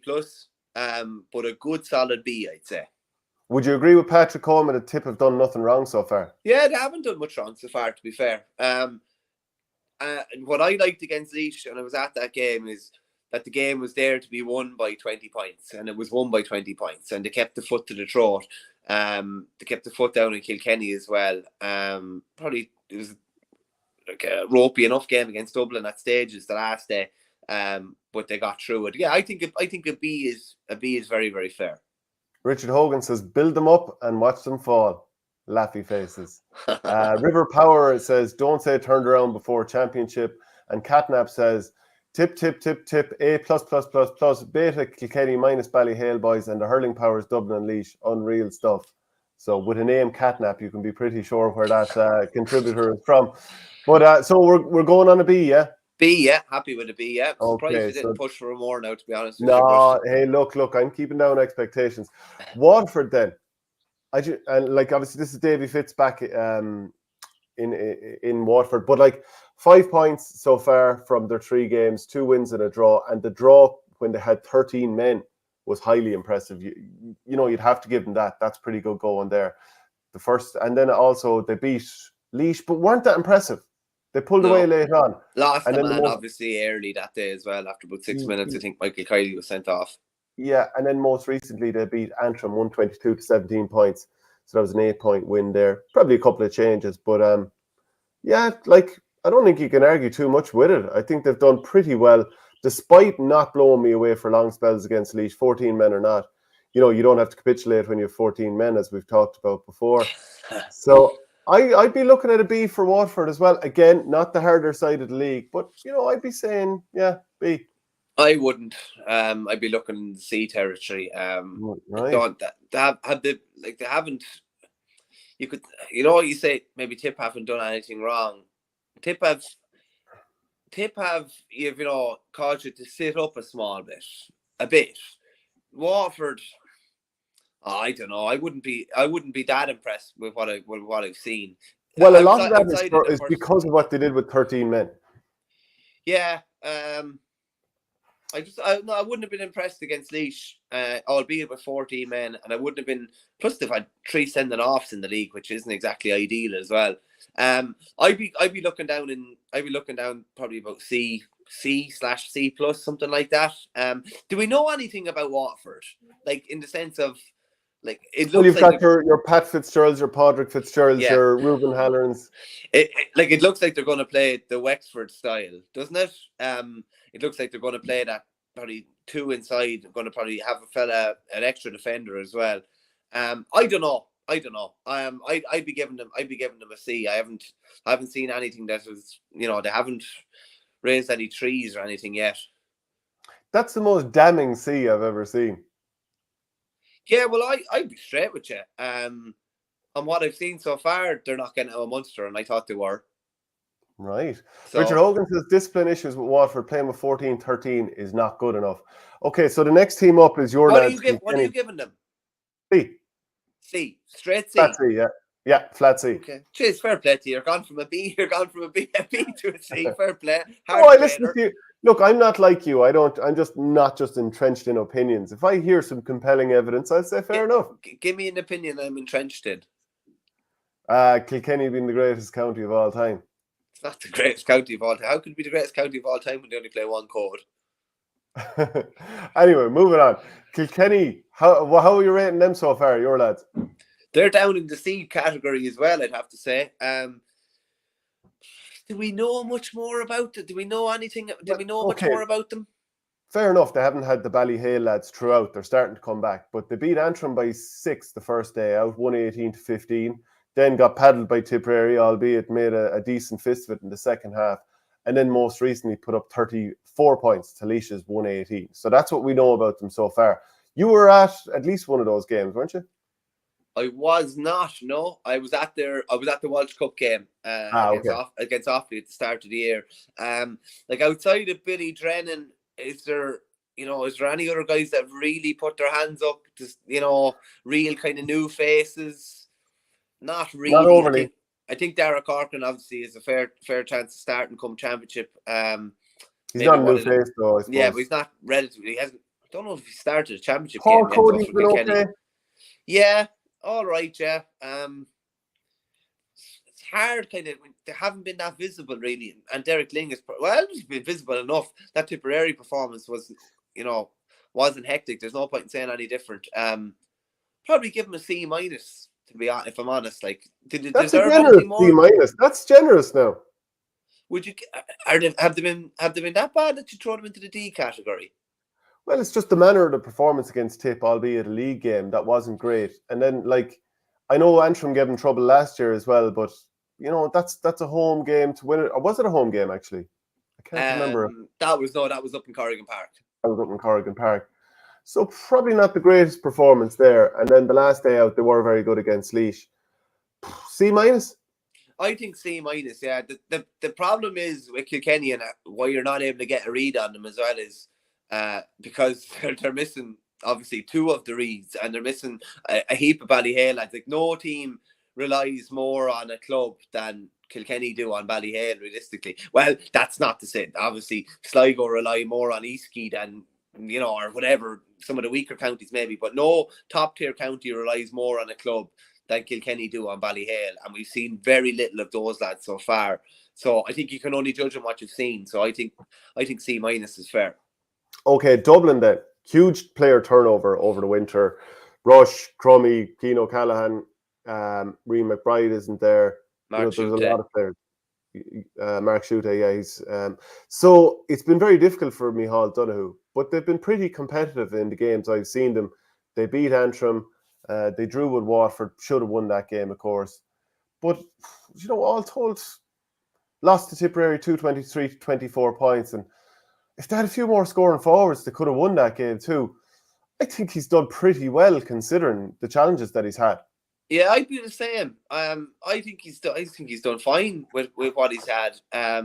Obviously Alex Considine has come in. He's been good. Keane O'Sullivan was good in the first day. Who else have we got? Your boy, the cornerback from Nave Barrow. What's his name again? Paddy Doyle. Oh, Paddy Doyle. Yeah, I was right about him, wasn't I? Yeah, it looks like it. Yeah. I think something like a C would be fair for Dublin. C/C plus. Like my expectations would have been quite low, I have to say, going into the league just because of the personnel that they're missing. But I think they've done fine, I have to say. Yeah, I'm looking at here. Chris O'Leary, he's come in. He hasn't blown me away. Was your phone ringing there? It was Matty Kenny ringing when you were great in Dublin. Yeah. Keane Boland, no, he didn't blow me away against Tip. I got on the ball a bit, but he's been quite good. Donald Burke. Good to see him back, though. Like, it's just good to have him back, Excellent player. Like Donald Burke, he was brilliant the last day. Fergal Whiteley, he was quiet. So was Danny Sutcliffe, but you'd expect you'll get a little bit more out of them. Then in the backs, they've still got some excellent backs. Conor Burke is obviously at centre-back. Owen O'Donnell is there at full-back. Dara Gray, he's been very consistent. Like, there's still plenty of talent there, but they're going to struggle up at the top end of the pitch. I don't think the forwards are there. I think C+ would be fair enough. I think C+ is okay, yeah. They've probably surprised me a small bit based on what my expectations were before the league started. Okay, Antrim.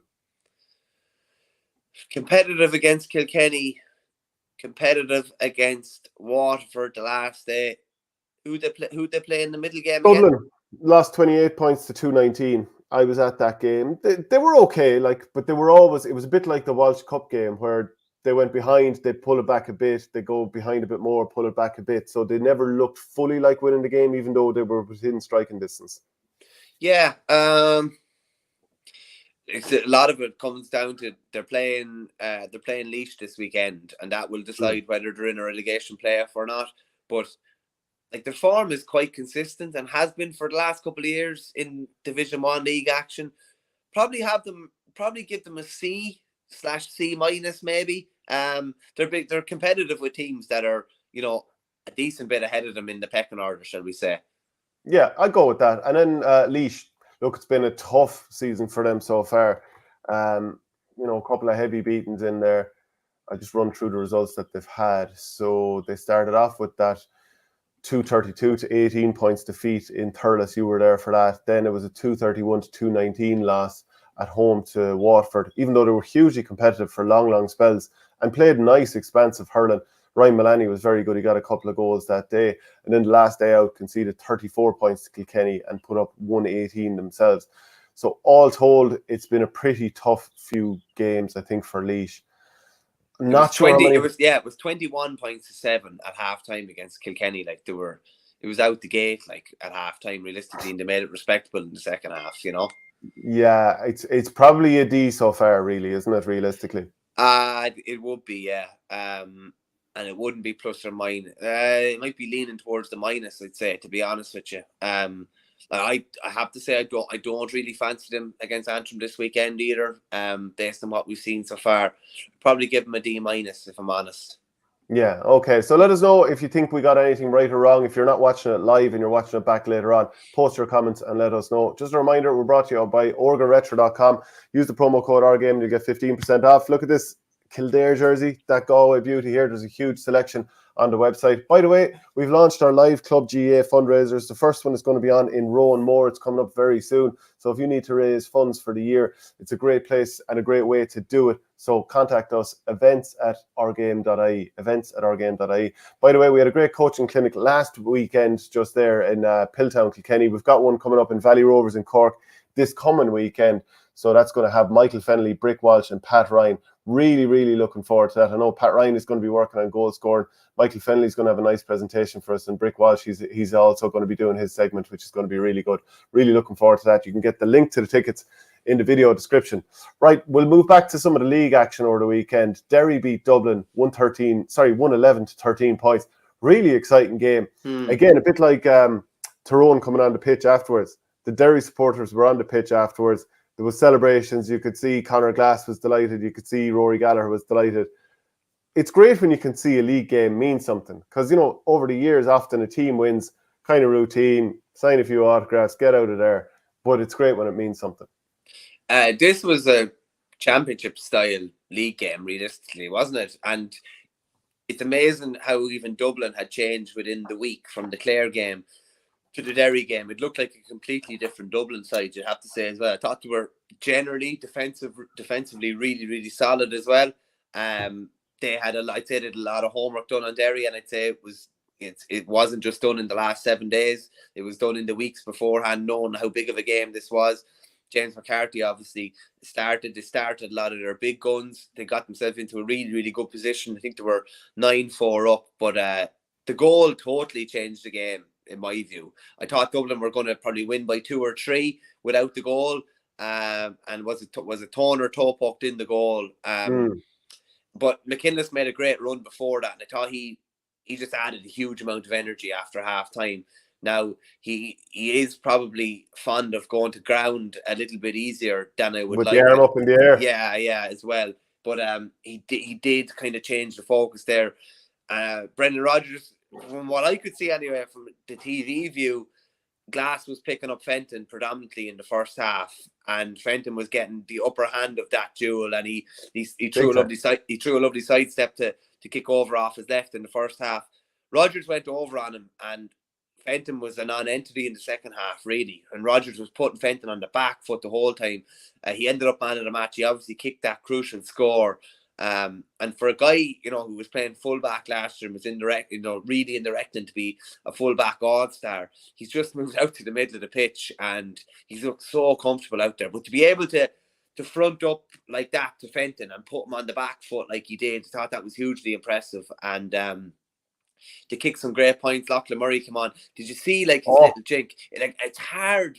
You can't buy a lad that can do that as well, because nowadays space is at such a premium in there. You need someone to be able to throw something a little bit different. He kicked a great score when he came on as well, and it was hard. McWilliams got a nice one too. He got a lovely score as well, yeah. And it was hard to get away from, you know, the significance of that win the other night. They obviously slipped up last year, didn't get promoted after being beaten by Roscommon, and I think were they beaten by Galway as well, or they ended up in the mix. But that was a huge win for them, and it was against a Division 1 county. You know, it was against a real All-Ireland contender. From a Dublin point of view, Dublin. You know, I mean, how many of these performances do we watch before we start to think, oh, maybe like they're still going to win Leinster, but maybe they're not just that was miles better. Yeah, that was miles better than what we've seen in Dublin so far this year. But the manner of the fade out, was quite strange. What were they 5 points behind? Rory Gallagher said, when you're 5 points down, it's not a nice place to be, but I could see how we could turn it around. We stood off Dublin far too much. I thought they were brilliant in the first half, Dublin, but we didn't bring any intensity or hunger. You can talk about tactics, but you've got to bring them. And if you don't bring them, you're going to be in trouble. We played within ourselves. We didn't rise to the occasion at the start. It was far too cautious without the ball, with our kickouts, pressing on theirs, everything. In the second half, we knew we could get the momentum, even saying that Niall Loughlin should have had a goal in the first half. Do you know, actually, I thought they were so tentative with the ball in the first half. Oh, yeah. So that time that ball went in and Niall Loughlin had the goal chance, which David O'Hanlon saved very well, but to be honest, it was hit at him at the same time. But that was one of the few times they played a ball inside, and it was only because Michael Fitzsimon slipped that he actually got the chance. But other than that, it seemed to me like Dublin were pressing them quite high out the pitch. Derry couldn't get in. But at the other end of the pitch, Dublin were able to walk through them. So I agree with a lot of what Rory Gallagher is saying there. Seeing as I mentioned Michael Fitzsimons, again, the flop that occurred when Fitzsimons came in with that kind of late arm across the chest, and it was as if a lad had been shot in the head. I thought that was a bit frustrating. Maybe he'd done one foul too many and got the second yellow card, but in and of itself, that was never a yellow card. And too often we're seeing... I think he was walking anyway. Because yeah, he probably knew. He was on the borderline before that. How often are we seeing an arm go across the lad here, and there's a lad doing a somersault? Yeah. No, it happens more often than not in a game now, to be honest with you. And lads probably because biased because Fitzy's obviously cooler, but no, but it's happening in every game. Like, so I don't know. It's a funny one for referees because I don't know, more so now than ever. Like, things are changing so much. Like, there's things happening mid-season, trends that are happening in games, trends that players are doing, whether they've been coached or otherwise, to do X, Y, or Z. And I presume referees are chatting during the week and saying, like, this is happening in every game. What are we going to do? I have seen it in hurling where I don't think they're calling near as much for these frees. And sometimes lads are nearly stopping with the ball. But I don't know if they're going to have to find some sort of a happy medium, or I don't know if it looks like a lad is trying to buy a free. Like, is it as simple as give a free the other way?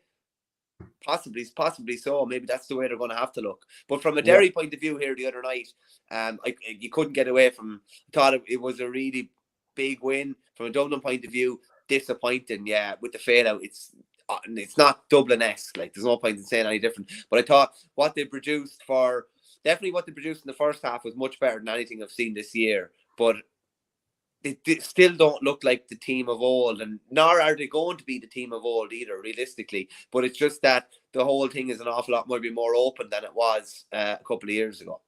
Yeah, I couldn't believe that Kieran Kilkenny didn't hand that ball across for Cormac Costello to Pam to the net. I think it was like, that made it 12 points to 10. But if it was 1-11 to 10, you really can manage the game from there on out. So that was lacking the ruthlessness of old that we've seen with Dublin. So yeah, that would have to frustrate Dessie Farrell. Like, that's something that you would imagine was repped over and over and over during the Jim Gavin era. Even like the first All-Ireland for Dessie Farrell, after what was it, 13 or 14 seconds, James McCarthy handed one across for Dean Rock, who was very disappointing in this game, to just palm into the net. That goal was such a, I don't know, was it one of the abiding memories from that era, was the Dublin palmed goal. By the way, I think palm goals should be absolutely banned, but you know, hand pass points I tell you, aren't too far behind now either. Oh, well, I've been saying that for 15 years. I absolutely hate them. I think they're awful. Like, they got rid of it in hurling. They should get rid of it in football as well. Just on Dean Rock as well. I thought Derry were really smart. They put him on the back foot as much as possible. Rock was the last Dublin defender that was McIlnes went past for that goal that ended up with Toner kicking the ball into the net as well. He wasn't, they didn't allow him to get in those attacking positions. And you'd have to say, Chrissy McCaig fairly shut down Con as well, even though Con was drifting out to different positions. Like, McCaig's ability to shut down marquee forwards on opposition teams is nearly unrivaled now at this stage. He's absolutely masterful at it, and he could have kicked the score in the first half as well. From a Derry point of view, to throw in a bad first half and still beat a team of Dublin's calibre is huge for them. And I'd imagine this will have serious kind of maybe ramifications, not the right word, but for them going forward, the muscle memory to know that they can do that, to know that they can turn around the game, to have 2 points on the board at half time and kick 1-9 in the second half against a really good side. Do you know what I mean? I think that's huge for them. Yeah, Lee Gannon is some man to take a point, isn't he? Yeah, he could have ended up with 3 or 4, couldn't he? He seemed to be the one that was in those shooting positions. He kicked 2 lovely points though.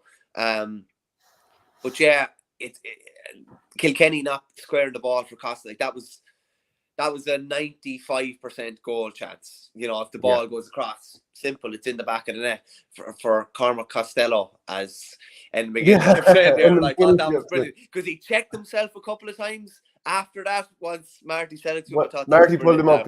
Yeah.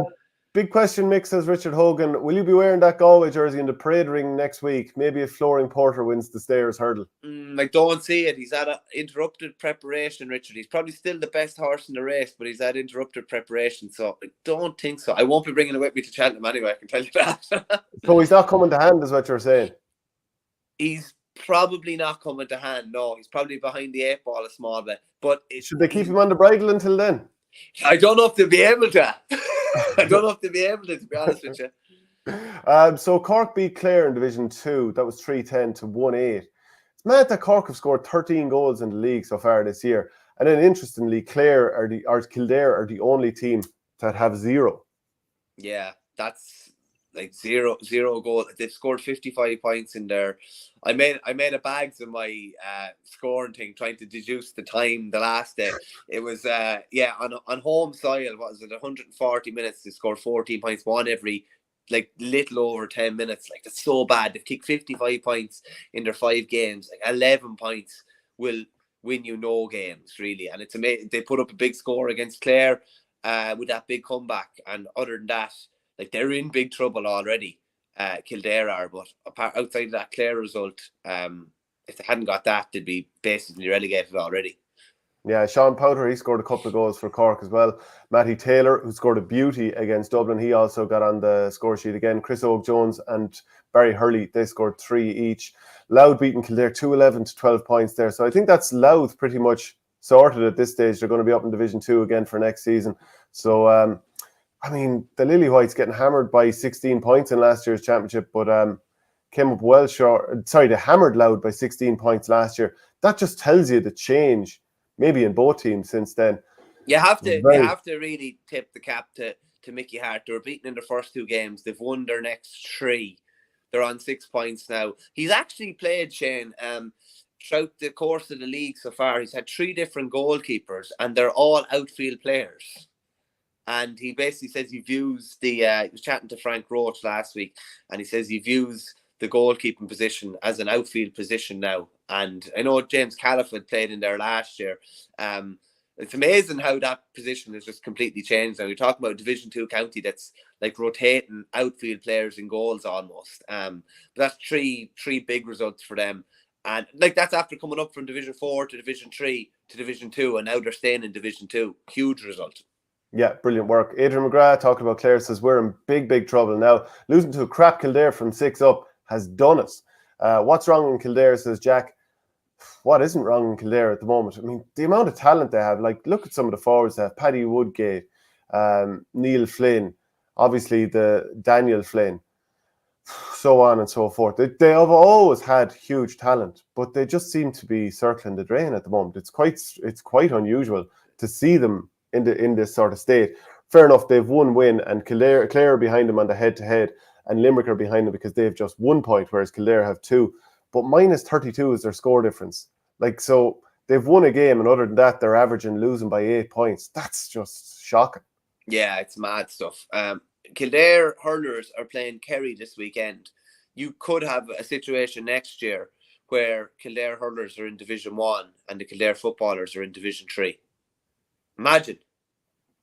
Be crazy, like you couldn't have predicted that like that. Listen, maybe they'll save their bacon, the footballers will, but all signs would suggest that they are in a hole, and that right now, and that the hole is only going to get a bit deeper. Like, they do well get themselves out of this now. Yeah, Limerick, so they drew with Meath, 17 points to 2-11. That's not a great sign for Meath there, because when you think of some of the pacings that Limerick have taken this year, Meath probably had aspirations of maybe trying to put themselves into promotion hunt. But they're on 5 points now. Dublin are obviously up in second. They're on 8. That probably just puts them just out of reach now at this stage. But Limerick, it's great for them because they're back in the hunt now. Get another win. You never know from that point on. But they can still save themselves now. Yeah, like it's mad. Like that was a huge point, and by all accounts, it could have went either way. From a Meath point of view, you'd imagine they're probably safe on 5. They should be probably safe on 5. But if Limerick have obviously already played Derry, they've already played Dublin, and they've played Cork already too, so they have a chance of getting a result in their last 2 games. Like, Meath started the year really impressively, and it's just kind of all gone Pete Tong since then, hasn't it? Really? Yeah. Now listen, that was probably a bit of a false representation. I think they kicked 4 goals against Clare. They won down in Cork though, 3-14 to 19. You know, that was good goal. Yeah, they did win in Cork, but it's probably been our judgments we're probably running away with ourselves after 2 games. But I don't think we were, to be fair. But Derry pasted them, and that might have changed everything. Because maybe that kind of changed the mood, that they're like, wow, okay, we think we're flying here. And then they came up against a serious team and they got absolutely paddled. I know it was 2-15 to 1-7. It's not the worst scoreline in the world, but it was the manner of it. And then losing to Louth, who obviously are going quite well, just the wheels seem to have come off somewhat there. In Division 3, Tipperary, they were beaten 2-11 to 8 points by Fermanagh. First half goals from Sean Quigley and Aidan Breen set Fermanagh up for a handy win there. Cavan, they beat Down 2-14 to 110. I think Down were in a good spot at one stage in this game. I think they got a goal with more or less the first attack of the game, did they? But fell apart there. Westmeath absolutely hammered Antrim, 427 to 8 points there. And we were both looking at Twitter as that game was going on. It was like huge scoreline discrepancy early doors, wasn't there? Yeah, it was early stage of the second half. I think it was 3-13 to 3 points. Like that is it's kind of left field. Like Antrim had been competitive in their games generally to this point. And it's would you ever put that on mute? It had been competitive. They'd been competitive until this point. This is just a real. Like, I remember Armagh gave an awful pace a couple of years ago in the league, like something like 25 points or something like that. And it just kind of comes out of the blue a bit. This one comes out of the blue.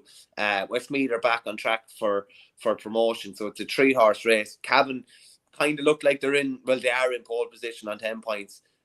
Westmeath have 6, but I think they play Fermanagh next, I think. And Fermanagh are on 8. So the winners of that game will probably have 1 foot in the Division 3 final.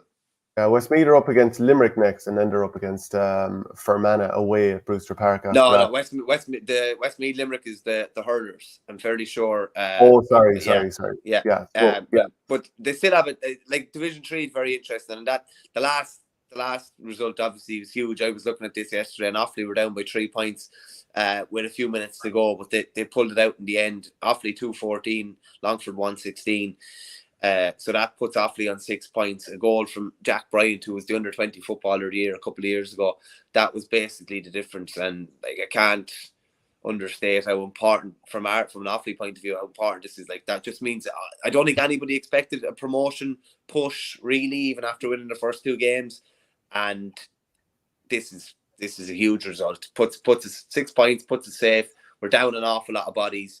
I also have to say I love the way you brushed over like what is another really bad Tipperary football result. But sure, listen, you're just going like Tipperary's a dual county at the end of the day. But sure, listen, look, Munster champions 2020, and you can't take that away from us. When did Offaly last win Leinster? 1998. When did Tipperary last win a football All Ireland? It's a good while ago. Yeah, we stopped. Well, how many do you have? We stopped the 5 in a row. How many do you have? We have 3 since 1971. So you've 3 since 1971. Yeah. Yeah, when you won your first one, we've got 4. When was the last one? It was a good while ago. Yeah, you don't know the year. Look, facts are facts. When do you decide something's ancient history and when is it recent? The facts are the facts. We 4, you've 3. There's more stock placed than if you've won one recently. The year just disappearing off the face of the football earth at the moment. Hey, a question. Who's the second best team in Leinster? Does it feel like it's pretty much moving towards Westmeath? Tailteann Cup champions last year feel more upwardly mobile, whereas Meath and Kildare are probably higher. Yeah, Meath and Kildare are higher in the pecking order, but it feels like they're sort of starting to drift. Yeah, Louth would be right up there, I'd say. And I'm sure they'll be trying to... I think Mickey Hart said his most disappointing result as Louth manager was that 16-point drubbing to Kildare last year, but at least they were able to turn that around at the weekend. Yeah, it's hard to know. It's a great opportunity for a lot of teams in Leinster, to get to a Leinster final. And you're probably going to come up against a Dublin side that, they're still strong, but they're not the Dublin of 3 or 4 years ago. Yeah, okay, so Division 4, Laois 2-13, Waterford 1-5, Owen Lowry, he scored 2-6 for Laois there. No Waterford forward scored in the entire game, with 4 points coming from captain Dermot Ryan. London 9 points, Carlow 13, Wicklow 15, Leitrim 1-9. So the Wicklow footballers kept their push for promotion going with that victory there. So Oisin McConville, he's getting it done. Sligo then 1-20, Wexford 3-8. So we're going to come to that usual thing that we're unprepared for, which is, of course, the goat of the week. I'm going to give it to, because I'm going to judge it on a game that I was at, I'm going to give it to Johnny Heaney from Galway. Basically made 2 match-winning plays for Galway when the game was there to be won yesterday, down to 14 men. So Johnny Heaney, and I can see there's all monkeys moving around inside your brain trying to take up food to pick. I'm going to give it to Brendan Rodgers. Yeah, like what a turnaround! He was basically one of the main architects of the Derry turnaround on Saturday night. Huge result that could have huge. That could be a huge plus for them come summertime as well. And I'm going to give it to Aaron Nyland for the hurling. Yeah, I'm going to give it to Harry Shine from Kieran. It's great to see him back in action and flying it again. Is Mick with us on Thursday? We'll do an early show on Thursday before you head out to... What's on again? Thursday? No, I think I'm okay on Thursday. I might have to jump out for a few minutes because I've an interview organised in the middle of the show. I have an interview with AP McCoy at 9:20, and I'll have him for about 15 or 20 minutes, and then I'll jump back onto the show thereafter, I'd say. Could you not bring him on to this? I don't think so. No, I don't think so, Shane. Would he not be into it? I'd have some great questions for him. I'm sure he would, yeah. I'm sure he would. I don't think he'd have great answers for you, though.